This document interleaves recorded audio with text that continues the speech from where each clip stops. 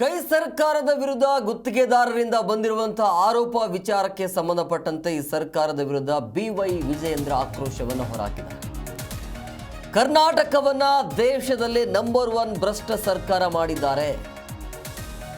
CM ಆರ್ಥಿಕ ಸಲಹೆಗಾರರೇ ಇದಕ್ಕೆ certificate ಕೊಟ್ಟಿದ್ದಾರೆ ಅಂತೇಳಿ ಚಿಕ್ಕಮಗಳೂರಿನಲ್ಲಿ ಬಿಜೆಪಿಯ ರಾಜ್ಯಾಧ್ಯಕ್ಷ ವಿಜಯೇಂದ್ರ ಮಾತನಾಡಿದ್ದು ಈ ರೀತಿಯಾಗಿ ಆಕ್ರೋಶವನ್ನು ಹೊರಹಾಕಿದರು. 40% ಕಮಿಷನ್ ಸರ್ಕಾರ ಅಂತ ಹೇಳಿ ಬಿಜೆಪಿಯ ಮೇಲೆ ಅಪಪ್ರಚಾರವನ್ನು ಮಾಡಿದ್ರು. ದೇಶದಲ್ಲಿ 80ರಷ್ಟು ಭ್ರಷ್ಟಾಚಾರದ ಸರ್ಕಾರ ಇದ್ರೆ ಅದು ಕರ್ನಾಟಕದಲ್ಲಿ ಮಾತ್ರ ಅಂತ ಇವತ್ತು ಚಿಕ್ಕಮಗಳೂರಿನಲ್ಲಿ ಆಕ್ರೋಶವನ್ನು ಹೊರಹಾಕಿದ್ದಾರೆ ಬಿಜೆಪಿ ರಾಜ್ಯಾಧ್ಯಕ್ಷ ವಿಜಯೇಂದ್ರ. ಮುಖ್ಯಮಂತ್ರಿಗಳ ಆರ್ಥಿಕ ಸಲಹೆಗಾರರಾಗಿರುವಂತಹ ಬಸವರಾಜ ರೆಡ್ಡಿ ಅವರೇ ಸರ್ಟಿಫಿಕೇಟ್ ಕೊಟ್ಟಿದ್ದಾರೆ. ಸಿದ್ದರಾಮಯ್ಯ ನೇತೃತ್ವದ ಕಾಂಗ್ರೆಸ್ ಸರ್ಕಾರ ಇಡೀ ದೇಶದಲ್ಲೇ ನಂಬರ್ 1 ಭ್ರಷ್ಟ ರಾಜ್ಯವನ್ನಾಗಿ ಮಾಡಿದ್ದಾರೆ ಕರ್ನಾಟಕವನ್ನು ಅಂತೇಳಿ ಅವರ ಆರ್ಥಿಕ ಸಲಹೆಗಾರ ಹೇಳಿದಾಗ ಇದೇನು ಆಶ್ಚರ್ಯ ತರ್ತಕ್ಕಂಥ ವಿಚಾರ ಅಲ್ಲ.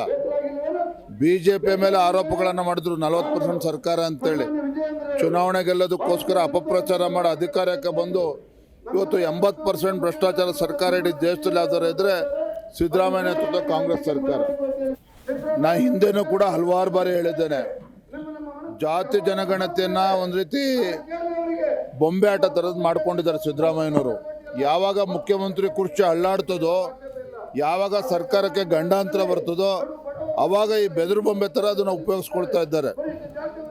ಇವತ್ತು ಇಡೀ ದೇಶದಲ್ಲಿ ಇವತ್ತು ಭ್ರಷ್ಟಾಚಾರಿ ಸರ್ಕಾರ ಅಂತೇಳಿ ಕರ್ನಾಟಕ ಸರ್ಕಾರ ಅಂತೇಳಿ ಇವತ್ತು ಪ್ರಚಾರ ನಡೀತಾ ಇದೆ.